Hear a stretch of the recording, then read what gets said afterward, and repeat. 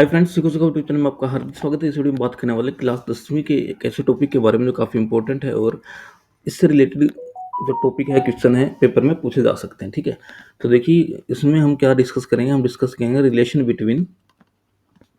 Relation between roots and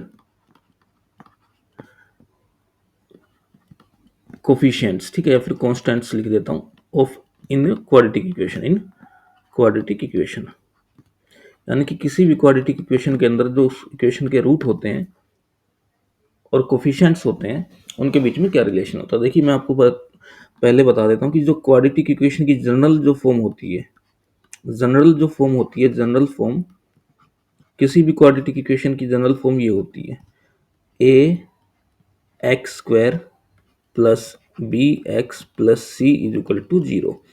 ये कोई भी क्वाड्रेटिक इक्वेशन है। किसी भी इक्वेशन को हम क्वाड्रेटिक इक्वेशन कब बोलते हैं? देखिए क्वाड्रेटिक इक्वेशन की जो जो वेरिएबल्स होते हैं ना, जब वेरिएबल्स की जो हाईएस्ट पावर है, यानी कि सबसे बड़ी जो पावर है वो दो हो, ठीक है, टू हो, तो उस इक्वेशन को क्वाड्रेटिक इक्वेशन बोल देंगे। और हाईएस्ट पावर को ही एक स्पेसिफिक टर्म दी गई है जिसे बोलते हैं डिग्री। अब इस इक्वेशन में देखिए एक्स की यहाँ क्या पावर है, सी के पास एक्स है ही नहीं, तो यानी कि जीरो पावर है। यहाँ बी के साथ जो एक्स है उसकी पावर एक है और ए के साथ जो एक्स है उसकी पावर दो है।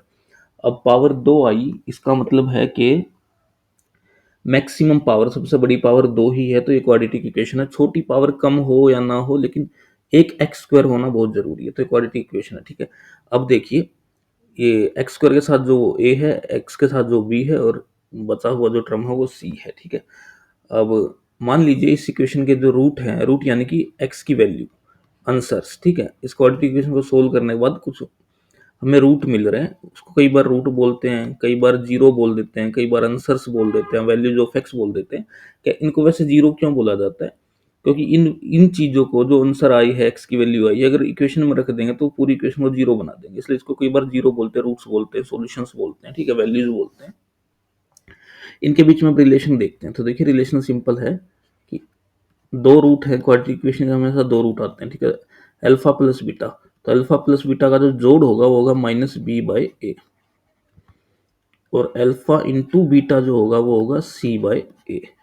इसी को अगर मैं एक एग्जांपल की मदद से समझाना चाहूँ, मान लीजिए एक इक्वेशन में लेता हूँ, सिंपल इक्वेशन लेता हूँ बिल्कुल, x square minus four x plus four is equal to zero. ठीक है, ये एक सिंपल इक्वेशन है जिसमें मेरे को पता है एक्स की वैल्यू क्या आती है, एक्स की वैल्यू दो आती है। ठीक है, तो एक्स की दो वैल्यू हैं, दोनों की वैल्यू दो ही है, यानी कि अल्फा भी आपका टू हो गया और बीटा भी आपका टू हो गया। यहाँ अल्फा भी टू, बीटा भी टू। अब रिलेशन निकालते हैं, देखते हैं। तो देखिए पहला रिलेशन क्या बोलता है कि अल्फा और बीटा का जो जोड़ करोगे ना, माइनस बी बाई ए के बराबर आना चाहिए। बी क्या है? बी होता है जो एक्स के साथ है यानी कि फोर, और ए क्या है? जो एक्स स्क्वायर के साथ है यानी कि वन। तो माइनस का फोर अपॉन वन, ये हुआ है बी बाई ए।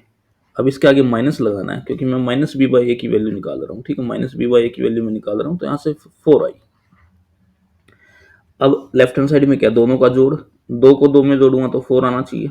हो गया, वेरीफाई हो गया, कोई दिक्कत नहीं है। दूसरा देखते हैं दोनों की मल्टीप्लाई, तो दोनों की मल्टीप्लाई जो होगी वो सी बाई ए के बराबर आएगी दूसरे रिलेशन के हिसाब से। तो यहाँ दोनों की मल्टीप्लाई टू इंटू टू करूंगा तो फोर आएगा। अब राइट हैंड साइड में क्या आना चाहिए? सी बाई ए। यहाँ सी क्या है इस इक्वेशन में? सी ए है जो बच गई सिंगल टर्म, तो फोर है। और ए क्या है? एक्स स्क्वायर के साथ जो है यानी कि वन, तो वन, तो आ गया फोर, तो वेरीफाई हो गया। तो मेन यही है कि ये जो रिलेशन है, ये रिलेशन आपको पता होना चाहिए, ये वाला रिलेशन और ये वाला रिलेशन। इससे रिलेटेड क्वेश्चन एग्जाम में पूछे जाते हैं।